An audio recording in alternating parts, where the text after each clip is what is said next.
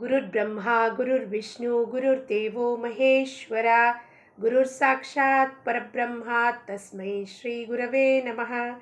जयाच्या जनी जन्मनामार्थ झाला, जयाने सदा वासनामात केला, जयाच्या मुखी सर्वदा नामकीर्ती, नमस्कार त्या ಬ್ರಹ್ಮಚೈತನ್ಯ ಮೂರ್ತಿ.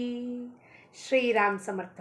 ಎಲ್ಲ ಆತ್ಮಜ್ಯೋತಿಗಳಿಗೆ ಸಾಷ್ಟಾಂಗ ಪ್ರಣಾಮ. ಇಂದಿನ 25 ಸೆಪ್ಟೆಂಬರ್ ಶ್ರೀ ಮಹಾರಾಜರ ಪ್ರವಚನ. ಅಖಂಡ ಅನುಸಂಧಾನವಿಟ್ಟುಕೊಳ್ಳಲು ಏನು ಮಾಡಬೇಕು? ಪ್ರಶ್ನೆ. ಮಹಾರಾಜರ ಓಪನಿಂಗ್ ಲೈನ್ಸ್, ಪ್ರವಚನದ ಓಪನಿಂಗ್ ಲೈನ್ಸ್ ಪ್ರಶ್ನೆ. ಏನು ಮಾಡಬೇಕಪ್ಪ? ನಾವೆಲ್ಲರೂ ನಿತ್ಯವಾಗಲಿ ಏನಾದ್ರು ಒಂದು ಕಂಪ್ಲೇಂಟ್ ಹೇಳ್ತೀವಿ, ಏನು ಈ ಅಖಂಡ ಅನುಸಂಧಾನ ಇಟ್ಕೊಳ್ಳಿಕ್ಕಾಗ್ತಿಲ್ಲ. ಅದಕ್ಕೆ ಮಹಾರಾಜರು ಅದಕ್ಕೂ ಸೊಲ್ಯೂಷನ್ ಕೊಡ್ತಾರೆ. ಅಖಂಡ ಅನುಸಂಧಾನ ಇಟ್ಕೊಳ್ಳಿಕ್ಕೆ ಏನು ಮಾಡಬೇಕಪ್ಪ? ಮಹಾರಾಜರು ಹೇಳಿದ್ದಾರೆ ಅಂದಮೇಲೆ ಅದು ಶತಸಿದ್ಧ, ಸ್ವಯಂ ಸಿದ್ಧ, ಸಿಕ್ಕ ಹಾಕಿ ಸೀಲ್ ಹಾಕಿ ಕೊಟ್ಟುಬಿಟ್ಟಿದ್ದಾರೆ. ಏನು ಮಾಡಿದ್ರೆ ಅಖಂಡ ಅನುಸಂಧಾನ ಇಟ್ಕೊಳ್ಳಿಕ್ಕೆ ಸಾಧ್ಯತೆ ಆಗತ್ತೆ? ಅದಕ್ಕೆ ಗುರು ಆಜ್ಞೆ ಪ್ರಮಾಣ. ಮಹಾರಾಜರು ಏನು ಹೇಳ್ತಾರೋ ಅವ್ರು ಹೇಳಿದ್ದಂತೆ ಮಾಡಿದ್ದಾದರೆ ಅಖಂಡ ಅನುಸಂಧಾನ ಖಂಡಿತವಾಗ್ಲೂ ಕಾಯ್ಕೊಳ್ಳಕ್ಕೆ ಬರುತ್ತದೆ. ಏನು ಹೇಳ್ತಾರಪ್ಪ ಶ್ರೀ ಮಹಾರಾಜರು? ಭಗವಂತನು ನಮಗೆ ಬುದ್ಧಿ ಕೊಟ್ಟಿರುತ್ತಾನೆ, ಹಾಗೂ ಅದರ ಸಹಾಯದಿಂದ ನಾವು ಕೆಲಸ ಮಾಡುತ್ತೇವೆ. ಅಂದರೆ ಭಗವಂತನೇ ನಮ್ಮ ಕಡೆಯಿಂದ ಎಲ್ಲ ಕೆಲಸವನ್ನು ಮಾಡಿಸಿಕೊಳ್ಳುತ್ತಾನೆ. ಅವನ ಪ್ರೇರಣೆಯಿಂದಲೇ ಎಲ್ಲವೂ ನಡೆಯುತ್ತದೆ ಎಂಬ ಭಾವನೆಯನ್ನು ಪ್ರತಿಯೊಂದು ಕರ್ಮದಲ್ಲಿ ಇಟ್ಟರೆ ಭಗವಂತನ ಮೇಲೆ ಪ್ರೇಮ ಉಂಟಾಗುತ್ತದೆ. ನಮಗೇನಾಗ್ಬಿಟ್ಟಿದೆ, ಈಗ ಮರ್ತೋಗ್ಬಿಟ್ಟಿದ್ದೀವಿ. ಏನಪ್ಪ ಈ ಕರ್ಮ ನಾವೇನು ಮಾಡ್ತಿದ್ದೀವೋ, ಯಾವುದಾರೇ ಒಂದು ಕೆಲಸ ಇರಲಿ, ಚಿಕ್ಕ ಪುಟ್ಟ ಕೆಲಸ ಹಿಡಿಯೋದ್ರಿಂದ ದೊಡ್ಡ ದೊಡ್ಡ ಕೆಲಸಗಳು, ಪ್ರಪಂಚ ಇರಲಿ ಪರಮಾರ್ಥ ಇರಲಿ, ಭಗವಂತ ಆ ಬುದ್ಧಿ ಇಟ್ಟಿದ್ದಾನೆ ನಮ್ಮೊಳಗೆ. ಅದರಲ್ಲಿ ವಿವೇಕವನ್ನು ಇಟ್ಟಿದ್ದಾನೆ. ಅವನೇ ಅದಕ್ಕೆ ಪ್ರೇರಣೆ ಮಾಡ್ತಾನೆ. ಬೆಳಗ್ಗೆ ಏಳಬೇಕು, ಕಣ್ಣು ಬಿಡಬೇಕು, 5 ಗಂಟೆಗೆ ಏಳಬೇಕು, 6 ಗಂಟೆಗೆ ಏಳಬೇಕು, ಮಕ್ಕಳಿಗೆ ಡಬ್ಬ ಮಾಡಬೇಕು, ಉಪ್ಪಿಟ್ಟು ಮಾಡಬೇಕು, ರೊಟ್ಟಿ ಮಾಡಬೇಕು, ದೋಸೆ ಮಾಡಬೇಕು, ಬ್ಯಾಂಕಿಗೆ ಹೋಗಬೇಕು, ಹೂ ತರಬೇಕು. ಪ್ರತಿಯೊಂದು ಕರ್ಮಕ್ಕೂ ಪ್ರೇರಣಾ ಕೊಡುವನೇ ಒಳಗೆ ಕೂತಿರುವ ಆ ಕೂಟಸ್ಥ ಚೈತನ್ಯ. ಆ ಬುದ್ಧಿಗೆ ಪ್ರಕಾಶ ಬೀರ್ತಾನೆ. ಒಳಗಿಂದ ಪ್ರಕಾಶ ಬೀರಿದ್ರೆ ಈ ಕೆಲಸ ಮಾಡಬೇಕು ಅಂತ ದೇಹ ಎದ್ದು ಚಲನವಲನ ಮಾಡೋಕ್ಕೆ ಶುರು ಮಾಡುತ್ತೆ. ಆದರೆ ನಮಗೇನು ಭ್ರಮೆ? ನಾನು ಮಾಡಿದ್ದೀನಿ ಈ ಕೆಲಸವನ್ನು, ನಾನೇ ಉಪ್ಪಿಟ್ಟು ಮಾಡಿಬಿಟ್ಟೆ, ನಾನೇ ಗಳಿಸ್ತೀನಿ ದುಡ್ಡು, ನಾನೇ 50,000 ದುಡಿತೀನಿ, ಎಲ್ಲ ಭ್ರಮೆ. ಆ ಬುದ್ಧಿನೇ ಅವನು ಇಟ್ಟಿರಲಿಲ್ಲ ಅಂದರೆ ಎಲ್ಲಿಂದ್ರೆ ನಾವು ದುಡಿಯೋಕ್ಕಾಗ್ತಿತ್ತು? ಈ 2 ಮಾತು ಬಾಯಿಂದ ಬರಲಿಕ್ಕೆ ಯಾರಿಂದ ಸಾಧ್ಯ? ವಾಣಿ ಯಾರ ಅಧೀನದಲ್ಲಿದೆ?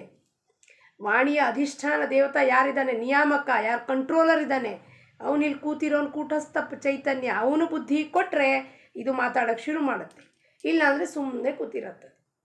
ಸೊ ಎಲ್ಲವೂ ಅವನ ಇಚ್ಛಾ ಮಾತ್ರದಿಂದ, ಅವನು ಕೊಟ್ಟಿರೋ ಪ್ರೇರಣೆಯಿಂದ ನಡೀತಾ ಇದೆ ಅಂತ ನಂಬಿಕೆ ಬಂದರೆ ಆವಾಗ ಅವನ ಮೇಲೆ ಪ್ರೇಮ ಉಂಟಾಗುತ್ತದೆ, ಭಗವಂತನ ಮೇಲೆ ಪ್ರೇಮ ಉಂಟಾಗುತ್ತದೆ. ಅಯ್ಯೋ, ಇದಕ್ಕೆ ಪಕ್ಷಿಗಳಿಗೆ, ಪ್ರಾಣಿಗಳಿಗೆ ಏನು ಹಂಬ ಅನ್ನತ್ತೆ, ಮ್ಯಾವ್ ಮ್ಯಾವ್ ಅನ್ನತ್ತೆ, ಮುಂದೇನು ಮಾತಾಡತ್ತೆ? ಏನೂ ಇಲ್ಲ.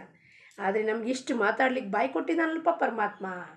ಎಂಥ ಒಂದು ಕೃಪಾ ಮಾಡಿದೆಯೋ ತಂದೆ. ನಾವು ಮೂಕರಂಗೆ ಕೂತಿದ್ರೆ ಹೆಂಗಾಗ್ತಿತ್ತು? ಯಾರಿಗೆ ಮೂಕರು ಇರ್ತಾರೋ, ಮಾತು ಬರೋದಿಲ್ವೋ, ಅವ್ರು ಎಷ್ಟು ಪೇಚಾಡ್ತಾರೆ, ಒದ್ದಾಡ್ತಾರೆ. ನಮಗೆ ಬಾಯಿ ಕೊಟ್ಟಿದ್ದಾನೆ, ಆದರೆ ಏನನ್ನ ಮಾತಾಡಬೇಕು ಅನ್ನೋದು ಅರಿವು ನಮಗಿಲ್ಲ.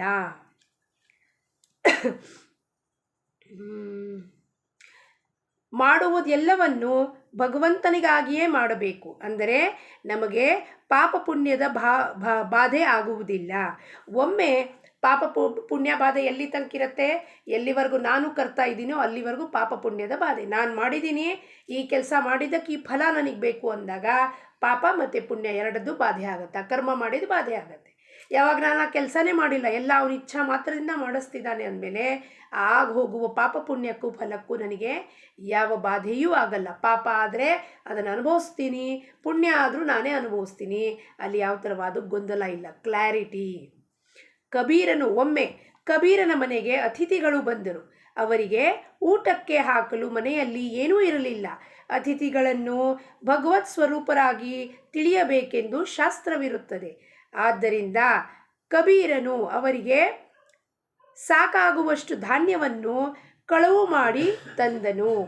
ಕಳುವು ಮಾಡುವುದು ಅನುಚಿತವಾಗಿದ್ದರೂ ಕೂಡ ಅದು ಭಗವಂತನಿಗಾಗಿ ಮಾಡಿರುವುದರಿಂದ ಅದು ಪಾಪವೆನಿಸುವುದಿಲ್ಲ.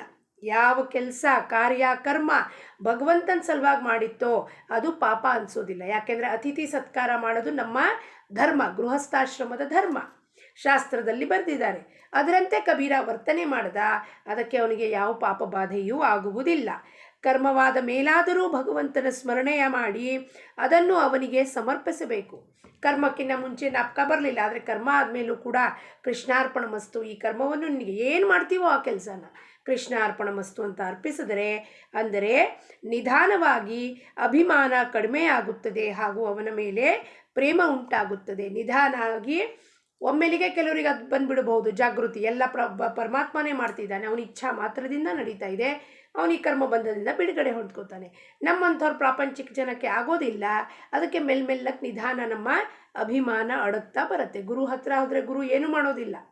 ಏನು ಮಾಡ್ತಾನೆ, ತನ್ನ ತಪಶಕ್ತಿಯನ್ನು ಭಗವಂತನ ಆ ಕೃಪಾಧಾರ ಇಲ್ಲಿ ಹರಿಸಿ ಇಲ್ಲಿಂದ ಎಲ್ಲ ಹರಣ ಮಾಡ್ತಾನೆ. ಅವನು ಏನನ್ನ, ನಮ್ಮ ಕರ್ಮಗಳನ್ನು, ದೇಹಾಭಿಮಾನನ, ಅಹಂಕಾರನ, ಎಲ್ಲ ಏನೇನಿದೆಯೋ, ಏನು ಬೇಕಾಗಿಲ್ವೋ ಸಾಕ್ಷಾತ್ಕಾರಕ್ಕೆ ಅದೆಲ್ಲವನ್ನು ಹರಣ ಮಾಡ್ತಾನೆ. ಗುರು ಹೋದರೆ ಮಾಡೋದು ಇದನ್ನೇ. ಅವನು ಅಹಂಭಾವ ಹೇಳ್ತಾನೆ, ಮೊದಲು ಚಪ್ಪಲಿ ಬಿಟ್ಟು ಆಚೆ ಬರ್ರಿ ಅಂತ ಹೇಳ್ತಾನೆ. ನಮಗೆ ಕ್ಲಾಸಲ್ಲಿ ಹೋದರೆ ನಮ್ಮ ಗುರುಗಳು ಮೊದಲು ಏನು ಹೇಳ್ತಿದ್ರು, ನಿಮ್ಮ ಚಪ್ಪಲಿಯನ್ನು ಬಿಟ್ಟು ಆಚೆ ಬರ್ರಿ ಕ್ಲಾಸ್ ಒಳಗೆ. ಚಪ್ಪಲಿ ಅಂದರೆ ನಿಮ್ಮ ಅಹಂಕಾರವನ್ನು ಬಿಟ್ಟು ತಲೆಯೆಲ್ಲ ಖಾಲಿ ಮಾಡಿ ಇಲ್ಲಿ ಕೂತ್ಕೊಳ್ರಿ. ನಾನೇನು ಕೊಡ್ತಾ ಇದ್ದೀನೋ ಅದನ್ನು ಕೊಡಲಿಕ್ಕೆ ನಿಮ್ಮ ತಲೆಯಲ್ಲಿ ಖಾಲಿ ಇರಬೇಕು. ನಿಮ್ಮ ತರ್ಕ ವಿತರ್ಕ ಬುದ್ಧಿ ಅನಲೈಸಿಂಗು ಲಾಜಿಕ್ಕು ಹಿಂಗೆ ಯಾಕೆ ಮಾಡ್ತೀಯಾರ ಗುರುಗಳು, ಹಂಗೆ ಯಾಕೆ ಹೇಳ್ತಿದ್ದಾರೆ ಅಂತ ನೀವು ತಲೆ ತುಂಬ ಇಟ್ಕೊಂಡ್ಬಂದರೆ ನಿಮಗೇನೂ ಅರ್ಥ ಆಗೋದಿಲ್ಲ. ನಾವು ಭಗವಂತನವರಾಗಿರುತ್ತೇವೆ, ಜಗತ್ತಿನವರಲ್ಲ ಎಂದು ಒಮ್ಮೆ ದೃಢವಾಗಿ ನಿಶ್ಚಯ ಮಾಡಬೇಕು. ಗುರು ಹತ್ರ ಹೋದರೆ ಇದೇ ಮಾಡೋದು. ಗುರು ಏನು, ನಾವು ನೀನು ಭಗವಂತನವನಿದ್ಯಾ, ಜಗತ್ತಿನವನಲ್ಲ, ಜಗತ್ತನ್ನು ಬೆನ್ನು ಹತ್ತದು ಬಿಟ್ಬಿಡು ಅಂತ ಬೋಧನೆ ಮಾಡೋದು ಗುರು. ನಾವು ನಿಶ್ಚಯ ಮಾಡ್ಕೋಬೇಕು. ಗುರು ಹತ್ರ ಹೋದ್ಮೇಲೆ ನಿಶ್ಚಯ ಇದೇ ಮಾಡ್ಕೋಬೇಕು, ಇಲ್ಲ ಗುರು ಹತ್ರ ಹೋಗಲೇಬಾರ್ದು. ಒಮ್ಮೆ ಗುರು ಹತ್ರ ಹೋದ್ವಾ, ಅವನು ಹೇಳಿದ್ದೇ ವೇದವಾಕ್ಯ, ಕಡೆ ಉಸಿರಿನ ತನಕ ಆ ವೇದವಾಕ್ಯವನ್ನು ಪಾಲನೆ ಮಾಡಬೇಕು. ಜಗತ್ತಿನ ಕಡೆ ಬೆನ್ನು ತಿರುಗಿಸ್ಬಿಡಬೇಕು. ನಾವು ಮನುಷ್ಯರಿರುತ್ತೇವೆ ಎಂಬ ಅರಿವು ನಮಗೆ ಎಷ್ಟು ದೃಢವಾಗಿ ಇರುತ್ತದೆಯೋ ಈ ನಿಶ್ಚಯವೂ ಕೂಡ ಅಷ್ಟೇ ದೃಢವಾಗಿರಬೇಕು. ನಾವು ಮನುಷ್ಯರಿದ್ದೀವಿ ಅಂತ ನಮಗೆ ಗೊತ್ತು, ನಾವು ದೃಢವಾಗಿ ಹೇಳ್ತೀವಿ ನಾವು ಮನುಷ್ಯರಿದ್ದೀವಿ ರೀ, ನಾನು ಮಾಡಿದ್ದೀನಿ ರೀ ಅಂತ. ಅಷ್ಟೇ ದೃಢವಾಗಿ ಏನು ನಿಶ್ಚಯ ಇರಬೇಕು, ನಾನು ಭಗವಂತನವರಾಗಿರುತ್ತೇನೆ. ಈ ನಿಶ್ಚಯ ಸಂತರ ಹತ್ರ ಇರುತ್ತೆ, ಸಿದ್ಧರ ಹತ್ರ, ಸತ್ಪುರುಷರ ಹತ್ರ. ನಮ್ಮ ಹತ್ರ ಇಲ್ಲ. ಯಾಕೆಂದರೆ ನಾವು ಕೇವಲ ಸಂಕಟ ಬಂದಾಗ ವೆಂಕಟರಮಣ ಅಂದಂಗೆ ಗುರು ಹತ್ರ ಹೋಗಿ ಪ್ರಾಬ್ಲಮ್ ಸಾಲ್ವ್ ಮಾಡ್ಕೊಂಡು ವಾಪಸ್ ಮನೆಗೆ ಬಂದುಬಿಡ್ತೀವಿ. ಆದರೆ ಸಂತರು ದೃಢವಾದ ನಿಶ್ಚಯ ಏನು, ನಾನು ಭಗವಂತನವನ ಆಗಿರುತ್ತೇನೆ. ಆ ದೃಢ ನಿಶ್ಚಯ ಇರಬೇಕು ನಮಗೆ. ಆದರೂ ಕೂಡ ಇದನ್ನು ಸಾಧಿಸುವುದು ಕಠಿಣವಿರುತ್ತದೆ. ಇದಕ್ಕಿಂತಲೂ ಕೆಳಗಿನ ಉಪಾಯವೆಂದರೆ, ಇದಾಗೋದಿಲ್ವ ನಮ್ಮ ಕೈಲಿ, ಇದು ಡೈರೆಕ್ಟ್ ಏನಪ್ಪ, ನಾನು ಭಗವಂತನಾಗಿದ್ದೀನಿ, ಎಲ್ಲವೂ ಭಗವಂತನ ಇಚ್ಛೆಯಿಂದ ನಡೀತಾ ಇದೆ, ಪರಮಾತ್ಮನ ಕೃಪೆಯಿಂದ ನಡೀತಾ ಇದೆ, ನಂದು ಏನೂ ಇಲ್ಲ, ಇದು ಡೈರೆಕ್ಟ್. ಅದಾಗೋದಿಲ್ವ, ಅದು ಕಠಿಣ ಇದೆ, ಭಾಳ ಕಠಿಣ ಇದೆ. ಅದಕ್ಕೆ ನಾವು ಒಂದು ಸ್ಟೆಪ್ ಕೆಳಗಡೆ ಬರೋಣ. ಏನಪ್ಪ, ಏನು ಉಪಾಯ ಅಂದರೆ, ಆಗುವುದು ಎಲ್ಲವೂ ಭಗವಂತನ ಪ್ರೇರಣೆಯಿಂದ, ಅವನ ಸತ್ತೆಯಿಂದ ಹಾಗೂ ಅವನ ಇಚ್ಛೆಯಿಂದಲೇ ಆಗುತ್ತದೆ ಎಂದು ಅಂತಃಕರಣಪೂರ್ವಕವಾಗಿ ಭಾವನೆಯನ್ನು ಹೊಂದಿರಿ. ಇದು ಸೆಕೆಂಡ್ ಉಪಾಯ. ಎಲ್ಲ ಆಗ್ತಿರೋದು ಭಗವಂತನ ಇಚ್ಛೆಯಿಂದ, ಅವನ ಪ್ರೇರಣೆಯಿಂದ. ಇಲ್ಲಿ ನನ್ನ ಬುದ್ಧಿ ಏನು ಕೆಲಸ ಮಾಡೋದಿಲ್ಲ, ಅವನೇ ಕೊಟ್ಟಿರೋ ಬುದ್ಧಿಯಿಂದ ಅದು ನಡೆಸ್ತಾ ಇದ್ದಾನೆ. ಇದು ಎರಡನೇ ಉಪಾಯ. ಇದು ಸಾಧಿಸಿದರೆ ಇದು ಸಾಧಿಸೋಕ್ಕಾಗಲ್ಲ. ವೈಖರಿಯಿಂದ ಅಖಂಡ ನಾಮಸ್ಮರಣೆಯನ್ನು ಮಾಡುತ್ತಾ ಇರಬೇಕು. ಇದು ಆಗೋದಿಲ್ವ, ಎರಡನೇ ಉಪಾಯನೂ ಆಗೋದಿಲ್ಲ. ಇಲ್ಲ, ನಾನು ಭಗವಂತನ ಇಚ್ಛೆಯಿಂದ ಆಗ್ತಿದೆ ಅಂತ ನಾನೇನು ಒಪ್ಕೊಳ್ಳೋದಿಲ್ಲ ಮನಸ್ಸು, ಆಯಿತಪ್ಪ. ಮೂರನೇ ಉಪಾಯ, ಅಖಂಡ ನಾಮಸ್ಮರಣೆ ವೈಖರಿಯಿಂದ ಮಾಡ್ತಾ ಮಾಡ್ತಾ ಮಾಡ್ತಾ ನಾಮ ನಮಗೇನಾಗುತ್ತೆ, ಈ ಮನಸ್ಸನ್ನು ಸ್ತಬ್ಧ ಮಾಡೋಕ್ಕೆ ಶುರು ಮಾಡುತ್ತೆ. ಸಾಕು, ಸುಮ್ಮನೆ ಕೂತ್ಕೋ, ನೀನೇನೂ ಮಾಡ್ತಿಲ್ಲ, ಪರಮಾತ್ಮನೇ ಎಲ್ಲ ಮಾಡ್ತಿರೋದು. ನಾಮಸ್ಮರಣೆ ವೈಖರಿಯಿಂದ ಯಾರ ಜೊತೆ ಮಾತಾಡಿದ್ರೆ ಕೇವಲ ಅದೇ ಹೇಳಬೇಕು, ಶ್ರೀರಾಮ್ ಶ್ರೀರಾಮ್ ಶ್ರೀರಾಮ್, ಏನು ನಮ್ಮ ಮಂತ್ರ ಕೊಟ್ಟಿದ್ದಾರೋ ಅದನ್ನು ಹೇಳ್ತಾ ಹೋಗಬೇಕು. ಈ ಅನುಸಂಧಾನದ ಪ್ರಕ್ರಿಯೆಯಲ್ಲಿ ಮನಸ್ಸು ಭಗವಂತನಲ್ಲಿ ಅಂಟುಕೊಂಡಿರುತ್ತದೆ. ಹಿಂಗೆ ಅನುಸಂಧಾನ ಮಾಡಿದಾಗ ಮನಸ್ಸು ಆ ಭಗವಂತನ ಜೊತೆಗೆ ಅಂಟುಕೊಂಡಿರುತ್ತದೆ. ಆದರೆ ನಮ್ಮದು ಇದಕ್ಕೆ ವಿಪರೀತವಾಗಿರುತ್ತದೆ. ನಾವು ಪ್ರಾಪಂಚಿಕ ಜನದ ಏನು ಸಮಸ್ಯೆಯಪ್ಪ, ಇದರ ವಿರುದ್ಧ ಇರುತ್ತೆ. ಏನು, ನಾವು ದೇಹದಿಂದ ಪೂಜಾ ಮಾಡುತ್ತೇವೆ, ಯಾತ್ರೆ ಮುಂತಾದಗಳನ್ನು ಮಾಡುತ್ತೇವೆ, ಆದರೆ ಮನಸ್ಸನ್ನು ಮಾತ್ರ ಪ್ರಪಂಚದ ಕಡೆಗೆ ಇಡುತ್ತೇವೆ. ಇದೆಲ್ಲ ನಮಗೆ ಅನುಭವ ಬಂದಿರೋದು. ಇದರಲ್ಲಿ ಏನು ಸತ್ಯ ಸುಳ್ಳು ಹೇಳೋದೇನು ಮಾತಿಲ್ಲ. ದೇವ್ರ ಮನೆಯಲ್ಲಿ ಕೂತಿರ್ತೀವಿ ಪೂಜೆ ಮಾಡ್ತಾ, ಆದರೆ ಫೋನ್ ರಿಂಗ್ ಆಯಿತು ಅಂದರೆ ಮೊಬೈಲ್ ಇಟ್ಕೊಂಡು ಪಕ್ಕದಲ್ಲಿ ಕೂತಿರ್ತೀವಿ. ಮೊಬೈಲಿನ ಫೋನ್ ಬರೋದು ಎಷ್ಟು ಇಂಪಾರ್ಟೆಂಟ್ ಇದೆ ಅಂದರೆ ಭಗವಂತನಕ್ಕಿಂತನೂ ಮೊಬೈಲ್ ಅಟೆಂಡ್ ಮಾಡೋದು ಬಹಳ ಇಂಪಾರ್ಟೆಂಟ್ ಇದೆ. ಯಾರಿಲ್ಲಿ ಕೊಟ್ಟಿದ್ದಾನೋ ಉಸಿರು, 21,600 ಉಸಿರುಗಳನ್ನು ಯಾರು ದಾನ ಮಾಡಿದಾನೋ ನಮಗೆ ಈ ಜೀವಕ್ಕೆ, ಅವನಕ್ಕಿಂತ ಹೆಚ್ಚಾಗಿ ಮೊಬೈಲು, ಅವನಕ್ಕಿಂತ ಹೆಚ್ಚಾಗಿ ಹೆಂಡತಿ ಮಾತು, ಅವನಕ್ಕಿಂತ ಹೆಚ್ಚಾಗಿ ಮಕ್ಕಳು ಮಾತು, ಅವನಕ್ಕಿಂತ ಹೆಚ್ಚಾಗಿ ಆಪ್ತರೆಷ್ಟರ ಮಾತ್ರ ಬಗ್ಗೆ ನಮ್ಮ ಗಮನ ಇರುತ್ತೆ. ತೀರ್ಥಯಾತ್ರೆಗೆ ಹೋಗ್ತೀವಿ. ತೀರ್ಥಯಾತ್ರೆಗೆ ಹೋಗೋ ಉದ್ದೇಶ ಏನು? ಕಾಲ್ನಡಿಗೆಯಿಂದ ಕರ್ಮ ಮಾರ್ಗ, ಕರ್ಮಯೋಗದಿಂದ ನನ್ನ ಪಾಪಗಳನ್ನು ಕಳ್ಕೊಳ್ಳೋದು. ಆದರೆ ಅಲ್ಲಿ ಹೋಗಿ ಏನು ಮಾಡೋದು? ಸೆಲ್ಫಿ ತೆಕ್ಕೊಳ್ಳೋದು, 10 ಜನಕ್ಕೆ ಫೋನ್ ಮಾಡೋದು, ನಾನು ಇಲ್ಲಿಗೆ ಬಂದಿದ್ದೀನಿ, ಶ್ರೀಶೈಲಕ್ಕೆ ಬಂದಿದ್ದೀನಿ, ಶಿರ್ಡಿಗೆ ಬಂದಿದ್ದೀನಿ, ಬಾಬುಳ್ಗಾವ್ಗೆ ಬಂದಿದ್ದೀನಿ, ಅಲ್ಲಿ ಬಂದಿದ್ದೀನಿ, ಇಲ್ಲಿ ಬಂದಿದ್ದೀನಿ, ಎಲ್ಲರ ಜನಕ್ಕೂ ಗುಡ್ಡೆ ಮಾಡಿ ತೋರಿಸೋದು. ಮನಸ್ಸಿಂದ ಎಲ್ಲಿದ್ದೀವಿ ನಾವು? ಮನಸ್ಸಿಂದ ಆ ಜನದ ಜೊತೆಗೆ, ಜಗತ್ತಿನ ಜೊತೆಗಿದ್ದೀವಿ. ದೇಹ ಮಾತ್ರ ತೀರ್ಥಯಾತ್ರೆ ಮಾಡ್ತಾ ಇದೆ. ಅದಕ್ಕೆ ಏನು ಉಪಯೋಗ? ಅದಕ್ಕೆ ರಾಜಾರಾಮ್ ಮಹಾರಾಜರು ಹೇಳ್ತಾರೆ, ಈ ತೀರ್ಥಯಾತ್ರೆ ಜಪ ತಪ ಧ್ಯಾನ ಮಾಡಿ ಏನು ಉಪಯೋಗ? ದೇಹ ಒಂದು ಕಡೆ ಇದೆ, ಮನಸ್ಸು ಒಂದು ಕಡೆ ಇದೆ, ಎರಡರಲ್ಲೂ ತದಾಕಾರ ವೃತ್ತಿ ಇಲ್ಲ. ಅದೆರಡು ಭಗವಂತನ ಹತ್ರ ಇಲ್ಲೇ ಇಲ್ಲ. ದೇಹ ಒಂದು ಕಡೆ ಎಲ್ಲೋ ತೀರ್ಥಯಾತ್ರೆ ಮಾಡ್ತಿದೆ ಕಾಲು ನೋವು ಮಾಡಿಕೊಂಡು, ಇಲ್ಲಿ ಮನಸ್ಸು ಯಾರಿಗೋ ಫೋನ್ ಹಚ್ತಾ ಇದೆ, ಯಾರಿಗೋ ವಿಡಿಯೋ ಕಾಲ್ ಮಾಡ್ತಿದೆ, ನಾನು ಇಲ್ಲಿ ಬಂದಿದ್ದೀನಿ ತೋರಿಸ್ಲಿಕ್ಕೆ. ನಾನು ಎಲ್ಲಿದ್ದೀನಿ? ಕಾಶಿ ವಿಶ್ವನಾಥನ ಹತ್ರ, ಮಲ್ಲಿಕಾರ್ಜುನ ಹತ್ರ ಎಲ್ಲಿದ್ದೀನಿ? ನಾನು ಎಲ್ಲಿರ್ತೀನೋ 100% ದೇಹ ಮನಸ್ಸು ಬುದ್ಧಿ ಕಾಯ ವಾಚ ಮನಸ್ಸ ಮೂರೂ ಒಂದೇ ಲೈನ್ನಲ್ಲಿರಬೇಕು, ಅವನ ಜೊತೆಗಿರಬೇಕು. ಅದು ಅನುಸಂಧಾನ. ಅತ್ತೆಯ ಮನೆಯಲ್ಲಿ ಸೊಸೆಯು ಕುಟುಂಬದಲ್ಲಿಯ ಎಲ್ಲರಿಗಾಗೂ ಕಷ್ಟಪಡುತ್ತಾಳೆ. ತನ್ನ ಗಂಡನ ಸೇವೆಯನ್ನು ಬಹಳಷ್ಟು ಮಾಡಲಿಕ್ಕೆ ಇಲ್ಲ, ಆದರೆ ಅವಳು ಅಂತಃಕರಣದಲ್ಲಿ ಮಾತ್ರ ಯಾವಾಗಲೂ ಅವನನ್ನೇ ಚಿಂತಿಸುತ್ತಾ ಇರುತ್ತಾಳೆ. ಅದರಂತೆ ಪ್ರಪಂಚದಲ್ಲಿ ಎಲ್ಲರಿಗಾಗೂ ಎಲ್ಲವನ್ನೂ ಮಾಡಬೇಕು, ಆದರೆ ಮನಸ್ಸಿನಲ್ಲಿ ಮಾತ್ರ ನಾನು ರಾಮನವರಾಗಿರುತ್ತೇನೆ ಎಂಬ ಅಖಂಡ ಸ್ಮರಣೆಯಿಂದ ಇಟ್ಟುಕೊಳ್ಳಬೇಕು. ಏನಿಟ್ಕೊಳ್ಬೇಕಪ್ಪ? ಹೆಂಡತಿ ಎಲ್ಲ ಕೆಲಸವನ್ನು ಮಾಡ್ತಾಳೆ. ಯಾಕೆ? ಯಾರು ಹುಡುಗನ ಜೊತೆ ಮದುವೆ ಆಗಿದ್ದಾಳ ಗಂಡ, ಅವನಿಂದ ಇಡೀ ಪ್ರಪಂಚ, ಅವನಿಂದ ಇಡೀ ಜಗತ್ತು, ಅವನಿಂದ ಅತ್ತೆ ಮಾವ ಮೈದ್ನ ಮುಂತಾದ ಎಲ್ಲ ರಿಲೇಷನ್ ಬಂದಿದೆ. ಅವಳೇನು ಮಾಡ್ತಾರೆ? ಎಲ್ಲರ ಸಲುವಾಗೂ ಎಲ್ಲ ಕೆಲಸ ಮಾಡ್ತಾಳೆ. ಆದರೆ ಅಂತಃಕರಣದಲ್ಲಿ ನನ್ನ ಗಂಡನಿಗೆ ಇದು ಇಷ್ಟ ಆಗಬೇಕು, ನನ್ನ ಗಂಡನಿಗೆ ಸಂತೋಷ ಆಗಬೇಕು, ಆನಂದ ಆಗಬೇಕು ಅಂತ ಒಂದೇ ಒಂದು ಉದ್ದೇಶದಿಂದ ಇವೆಲ್ಲವನ್ನು ಮಾಡ್ತಿರ್ತಾಳೆ. ಅದರಂತೆ ನಾವು ಪ್ರಪಂಚದಲ್ಲೂ ಕೂಡ ಎಲ್ಲ ಕೆಲಸವನ್ನು ಮಾಡಬೇಕು, ಆಯಾ ಆ್ಯಕ್ಟಿಂಗ್ 100% ಮಾಡಬೇಕು. ಆದರೆ ಮನಸ್ಸಿನಲ್ಲಿ ನಾನು ಯಾರವನಿದ್ದೀನಿ? ಆ ರಾಮನವರಿದ್ದೀನಿ ಅಂತ ಆ ಕೆಲಸಗಳನ್ನು ರಾಮನರ್ಪಣೆ ಮಾಡಿ ಅವನ ಸಲುವಾಗಿ ಕೆಲಸಗಳನ್ನು ಆನಂದದಿಂದ ಮಾಡಬೇಕು. ನಾನು ರಾಮನಿಗೆ ಇಷ್ಟ ಆಗಬೇಕು ಈ ಕೆಲಸ. ನಾನೊಂದು ಅಡುಗೆ ಮಾಡಿದ್ರೆ ಆ ರಾಮನಿಗೆ ಇಷ್ಟ ಆಗಬೇಕು, ನಾನೊಂದು ಬಟ್ಟೆ ಒಗೆದ್ರೆ ರಾಮನಿಗೆ ಇಷ್ಟ ಆಗಬೇಕು, ನಾನೊಂದು ಬಟ್ಟೆ ಐರನ್ ಮಾಡಿಸ್ಕೊಂಬರ್ತೀನಿ ರಾಮನಿಗೆ ಇಷ್ಟ ಆಗಬೇಕು, ಹೂ ತರ್ತೀನಿ, ಹಣ್ಣು ತರ್ತೀನಿ, ದೇವ ಪೂಜೆ ಮಾಡ್ತೀನಿ, ತೀರ್ಥಯಾತ್ರೆ ಹೋಗ್ತೀನಿ, ಏನು ಮಾಡಿದ್ರು ಮನಸ್ಸಿನಲ್ಲಿ ನನ್ನ ರಾಮನಿಗೆ ಇಷ್ಟ ಆಗಬೇಕು ಅಂತ ಉದ್ದೇಶದಿಂದ ಮಾತ್ರ ಮಾಡಬೇಕು. ನಾವು ಯಾವ ಊರಿಗೆ ಹೋಗಬೇಕೆಂಬುದನ್ನು ನಿಶ್ಚಿತಗೊಳಿಸಿಕೊಂಡು ಗಾಡಿಯಲ್ಲಿ ಕುಳಿತವೆಂದರೆ ಮಾರ್ಗದಲ್ಲಿ ಅನೇಕ ಪ್ರಸಂಗಗಳು ಉಂಟಾಗಬಹುದು, ನಿಲ್ಲಬೇಕಾಗಬಹುದು, ಬೇರೆ ಬೇರೆ ಪ್ರಕಾರದ ಜನರ ಭೇಟಿಯಾಗಬಹುದು. ಆದರೆ ಹೋಗಬೇಕಾದ ಊರಿನ ಸ್ಟೇಷನ್ ಮೇಲೆ ಇಳಿದುವೆಂದರೆ ಆಗುವ ಆನಂದದಲ್ಲಿ ಹಿಂದಿದ್ದೆಲ್ಲವನ್ನು ಮರೆತು ಬಿಡುತ್ತೇವೆ. ಇದು ಸಾಮಾನ್ಯ. ನಾವು ಟ್ರೈನಲ್ಲಿ ಕೂತ್ಕೊಂಡು ಯಾವುದೋ ಒಂದು ಊರಿಗೆ ಹೋಗ್ತಾ ಇದ್ದೀವಿ ಅಂದರೆ ಏನು ಮಾಡ್ತೀವಪ್ಪ? ಅಲ್ಲಿ ಬಹಳ ಪ್ರಸಂಗಗಳು, ಸಿಚುವೇಶನ್ಸ್ ಬರ್ತವೆ. ಏನಪ್ಪ? ಗಾಡಿನಲ್ಲಿ ಹತ್ತುತ್ತೀವಿ, ಕೂತ್ಕೋತೀವಿ, ಗಾಡಿ ಸ್ವಲ್ಪ ರೆಡ್ ಸಿಗ್ನಲ್ಗೆ ಸ್ಟಾಪ್ ಆಗಬಹುದು, ಮತ್ತು ಅನೇಕ ಪ್ರಕಾರದ ಜನ ಭೇಟಿಯಾಗ್ಬೋದು, ನಮಗೆ ಸಿಗಬಹುದು, ಅವ್ರು ಮಾತಾಡಿಸ್ಬಹುದು. ಆದರೆ ನಮ್ಮ ಸ್ಟೇಷನ್ ಬಂದಾಗ ನಾವೇನು ಮಾಡ್ತೀವಿ? ಆಯಿತು ಟಾಟಾ ಬೈ ಬೈ ಅಂದ್ಬಿಟ್ಟು ನಮ್ಮ ಸ್ಟೇಷನ್ ಬಂತು ನಮ್ಮ ಸ್ಟೇಷನ್ ಬಂತು ಅಂತ ಆನಂದ ಆಗೋಗುತ್ತೆ. ಹೌದೋ ಅಲ್ಲೋ? ವಿಚಾರ ಮಾಡಿರಿ. ನಮ್ಮ ಸ್ಟೇಷನ್ ಬಂದ ಕೂಡಲೇ ಆ ಜನನೂ ಮರ್ತು ಹೋಗ್ಬಿಡ್ತೀವಿ. ನಾವು ಯಾರ ಜೊತೆ ಮಾತಾಡ್ತಿದ್ವಿ ಇಲ್ಲಿ ತನಕ ಅವ್ರ ಫೋನ್ ನಂಬರ್ ಕೇಳೋದು ಬಿಟ್ಟು ಹೋಗುತ್ತೆ. ಆಯ್ತು ರೀ ಬರ್ತೀವಿ, ನಮ್ಮ ಸ್ಟೇಷನ್ ಬಂತು, ನಾವು ಬರ್ತೀವಿ ಅಂತೀವಿ. ಅದರಂತೆ ಭಗವಂತನ ಧ್ಯೇಯವನ್ನು ನಿಶ್ಚಿತಪಡಿಸಿಕೊಂಡು ನಾವು ಅನುಸಂಧಾನದಲ್ಲಿ ಇರತೊಡಗಿದೆಂದರೆ ಪ್ರಪಂಚದಲ್ಲಿಯ ತೊಂದರೆಗಳಿಗೆ ಬಹಳ ಕಡಿಮೆ ಮಹತ್ವವೆನಿಸುತ್ತದೆ. ನಮ್ಮ ಸ್ಟೇಷನ್ ಏನಪ್ಪ ಈಗ? ಭಗವತ್ ಪ್ರಾಪ್ತಿ. ಡೆಸ್ಟಿನೇಷನ್ ಗೋಲ್ ಏನಪ್ಪ? ನಮ್ಮದು ಟಾರ್ಗೆಟ್ ಏನು? ಭಗವತ್ ಪ್ರಾಪ್ತಿ, ರಾಮನ ಪ್ರಾಪ್ತಿ. ಆ ರಾಮನ ಪ್ರಾಪ್ತಿ ಆಗಬೇಕು ಅಂದರೆ ಏನು?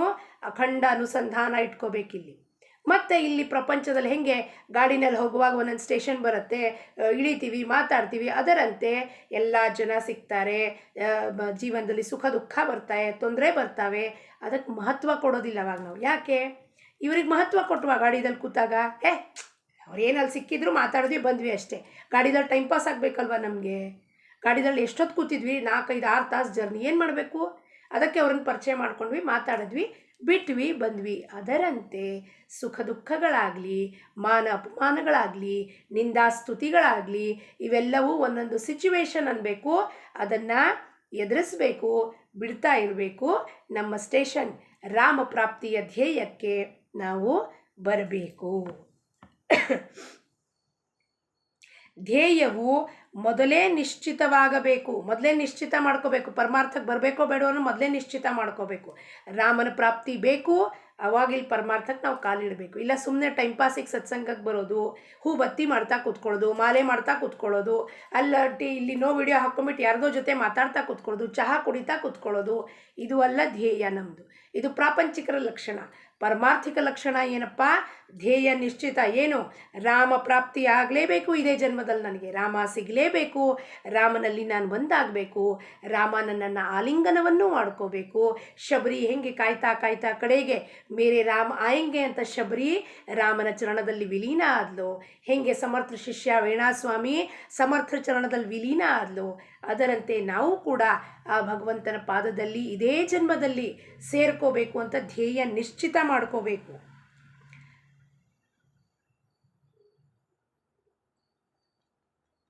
ಭಗವನ್ ನಾಮವನ್ನು ಭಗವಂತನ ಕೃಪೆಗಾಗಿ ತೆಗೆದುಕೊಳ್ಳಬೇಕು, ಪೂರ್ತಿಗಾಗಿ ತೆಗೆದುಕೊಳ್ಳಬಾರದು. ಸಕಾಮ ಇಚ್ಛೆಯಿಂದ ನಾಮ ತಗೋಬಾರ್ದು, ನಿಷ್ಕಾಮ ಕರ್ಮದಿಂದ. ಭಗವತ್ ಪ್ರಾಪ್ತಿ ಒಂದೇ ಉದ್ದೇಶ ನಂದು, ಅದಕ್ಕೋಸ್ಕರವೇ ನಾಮಸ್ಮರಣವನ್ನು ಮಾಡಬೇಕು. ನಾಮವೇ ನಮ್ಮನ್ನು ಧ್ಯೇಯದವರೆಗೆ ತಲುಪಿಸುತ್ತದೆ. ಭಗವಂತನಂತೆ ನಾವು ಕೂಡ ಪ್ರಪಂಚದಲ್ಲಿ ಇದ್ದು ಹೊರಗೆ ಇರಬೇಕು. ನಮ್ಮ ದೇಹದ ಕಡೆಗೆ ಸಾಕ್ಷಿತ್ವದಿಂದ ನೋಡಲು ಕಲಿಯಬೇಕು. ಸಾಕ್ಷಿ ಭಾವದಿಂದ ಈ ದೇಹದ ಜೊತೆಗೆ ಏನೇನಾಗುತ್ತೋ ಪ್ರಾರಬ್ಧದಿಂದ, ಸುಖ ದುಃಖ ಇರಲಿ, ಮಾನ ಅಪಮಾನಗಳಿರಲಿ, ನಿಂದಾಸ್ತುತಿ ಇರಲಿ, ಏನು ಬರುತ್ತೋ ಸಿಚುವೇಶನ್ನ ನಾನು ಇದಕ್ಕೆ ದೂರ ನಿಂತು ಇಲ್ಲಿಂದ ನಾನು ಇದನ್ನೆಲ್ಲವನ್ನು ನೋಡಬೇಕು. ಅಂದರೆ ಯಾವ ಥರವಾದ ಪ್ರತಿಕ್ರಿಯೆನ ಕೊಡಬಾರದು.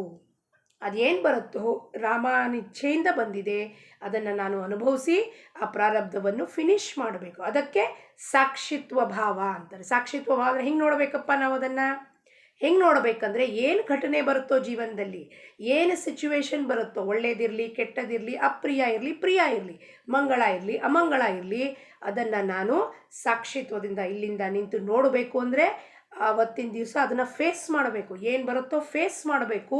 ಆ ಸಮಯದಲ್ಲಿ ಭಗವಂತ ಏನು ಪ್ರೇರಣೆ ಮಾಡ್ತಾನೋ ಅದರಂತೆ ವರ್ತಿಸಬೇಕು. ಎಲ್ಲವನ್ನು ಅವನ ಚರಣಕ್ಕೆ ಸಮರ್ಪಣೆ ಮಾಡಬೇಕು. ಅಲ್ಲಿ ಗೊಂದಲ ಉಂಟಾಗಬಾರದು. ಅದು ಸಾಕ್ಷಿತ್ವದಿಂದ ನೋಡುವುದು. ಅದು ಸಾಧಿಸಿದ್ದರೆ ಉಪಾಧಿಗಳಲ್ಲಿ ಇದ್ದರೂ ಕೂಡ ಅನುಸಂಧಾನದಲ್ಲಿರಬೇಕು. ಓದಿದ್ದು ಮರೆಯಬಹುದು, ನೋಡಿದ್ದು ಮರೆಯಬಹುದು, ಕೃತಿ ಮಾಡಿದ್ದು ಮರೆಯಬಹುದು, ಆದರೆ ಅಂತಃಕರಣದಲ್ಲಿ ಗಟ್ಟಿಯಾಗಿ ಧಾರಣೆ ಮಾಡಿದ ಭಗವಂತನ ಅನುಸಂಧಾನವು ಎಂದೂ ಮರೆಯುವುದಿಲ್ಲ. ಒಮ್ಮೆ ಗುರು ಕೊಟ್ಟಿದ್ದ ಆ ನಾಮವನ್ನು ಇಲ್ಲಿ ಹೃದಯದಲ್ಲಿ ಧಾರಣೆ ಮಾಡಿದ್ರೆ ಅವನನ್ನು ಎಂದಿಗೂ ಮರೀಲಿಕ್ಕಾಗಲ್ಲ. ನೀವು ಓದಿರೋದನ್ನು ಮರ್ತಾ ಹೋಗಿಡ್ಬೋದು, ಎಷ್ಟೋ ವರ್ಷ ಆಗಿರುತ್ತೆ. ಈಗ ನಾವು ಸತ್ಸಂಗದಲ್ಲೂ ಕೇಳಿದ್ರು ಮರು ದಿವಸ ಕೇಳಿದ್ರೆ ನಮಗೆ ಜ್ಞಾಪಕ ಇರೋದಿಲ್ಲ. ನೋಡಿರ್ಬೋದು ಯಾವುದೋ ಜಾಗ ಹೋಗಿರ್ಬೋದು. ಕೃತಿಯಿಂದ ಮಾಡಿದ್ರು ಕೂಡ ಅವ್ರು ನಮಗೆ ಒಳ್ಳೇದು ಮಾಡಿದ್ರು ಅಂತ ಮರ್ತು ಹೋಗ್ಬಿಡ್ತೀವಿ ನಾವು. ಇವ್ರು ನಮಗೆ ಒಳ್ಳೇದು ಮಾಡಿದ್ರು, ಅದು ಮರ್ತೇ ಹೋಗ್ಬಿಟ್ಟಿರ್ತೀವಿ ನಾವು. ಆದರೆ ಅಂತಃಕರಣದಲ್ಲಿ ಆ ನಾಮವನ್ನು, ಗುರು ಕೊಟ್ಟಿದ್ದ ನಾಮವನ್ನು ಗಟ್ಟಿಯಾಗಿ ಭಗವಂತನ ಹಿಡ್ಕೊಂಡಿದ್ರೆ ಅದು ಖಂಡಿತವಾಗ್ಲೂ ಯಾವತ್ತಿಗೂ ನಾವು ಮರೀಲಿಕ್ಕೆ ಸಾಧ್ಯವೇ ಇಲ್ಲ. ಇಂದಿನ ಬೋಧವಚನ, ಕಲಿಯುಗದಲ್ಲಿ ಅವತಾರದಲ್ಲಿರೋದು ನಾಮಾವತಾರ ಇದೇ ಇರುತ್ತದೆ ಹಾಗೂ ಅದೇ ನಿಜವಾಗಿಯೂ ತಾರಕವಾಗಿರುತ್ತದೆ. ಎಲ್ಲ ಯುಗಗಳಲ್ಲಿ ಒಂದೊಂದು ಅವತಾರ ಪರಮಾತ್ಮ ತಾಳು ಬಂದ. ಕಲಿಯುಗದಲ್ಲಿ ಏನು ಅವತಾರ? ನಾಮ ಅವತಾರ. ನಾಮದಲ್ಲಿ ನಿರ್ಗುಣ ರೂಪ ಸಗುಣ ರೂಪ ಎರಡೂ ಇದೆ. ಆ ನಾಮ ಕಣ್ಮುಂದೆ ನೀವು ಕಣ್ಮುಚ್ಕೊಂಡು ನಾಮಸ್ಮರಣೆ ಮಾಡೋಕ್ಕೆ ಶುರು ಮಾಡಿದ್ರೆ ರಾಮನ ಆ ದಿವ್ಯ ಮೂರ್ತಿ ಕಣ್ಮುಂದೆ ಬರುತ್ತೆ. ಇಲ್ಲ ಕಣ್ಣು ಮುಚ್ಕೊಂಡಿದ್ದಾಗ ಅದೇ ಧಾರಣೆಯಲ್ಲಿ ನಿರ್ಗುಣ ನಿರಾಕಾರ ಸ್ವರೂಪನೂ ಭಗವಂತನಲ್ಲಿ ನಾವು ಹೊಂದಿರುತ್ತೇವೆ. ಎರಡೂ ಬರುತ್ತೆ. ನಾಮಾವತಾರವೇ ಕಲಿಯುಗದ ಅವತಾರ. ಏನಪ್ಪ? ನಾಮಾವತಾರ. ಅದೇ ತಾರಕವಾಗಿರುತ್ತೆ. ತಾರಕ ಅಂದರೆ ತಾರಣ ಮಾಡತ್ತೆ, ನಮ್ಮನ್ನು ಈ ಭವಸಾಗರದಿಂದ ದಾಟಿಸತ್ತೆ. ಅದಕ್ಕೆ ನಾವೇನು ಮಾಡಬೇಕು? ಸದ್ಗುರು ಅಂಬಿಗನಾಗಿ ಬರ್ತಾನೆ. ಆ ಅಂಬಿಗನ ಜೊತೆ ನಾಮಸ್ಮರಣೆ ರೂಪಿ ಬೋಟಲ್ಲಿ ನೌಕೆಯಲ್ಲಿ ಕುತ್ಕೋಬೇಕು. ಕುತ್ಕೊಂಡು ನೀನೇ ದಾಟಿಸಪ್ಪ ಪರಮಾತ್ಮ ಅಂತ ಅವನ ಜೊತೆಗೆ ನಾವು ಭವಸಾಗರವನ್ನು ದಾಟಬೇಕು ಅಂತ ಹೇಳುತ್ತಾ ಜಾನಕಿ ಜೀವನ ಸ್ಮರಣ. ಜೈ ಜೈ ರಾಮ್. ಲೋಕ ಸಮಸ್ತ ಸುಖಿನೋ ಭವಂತು.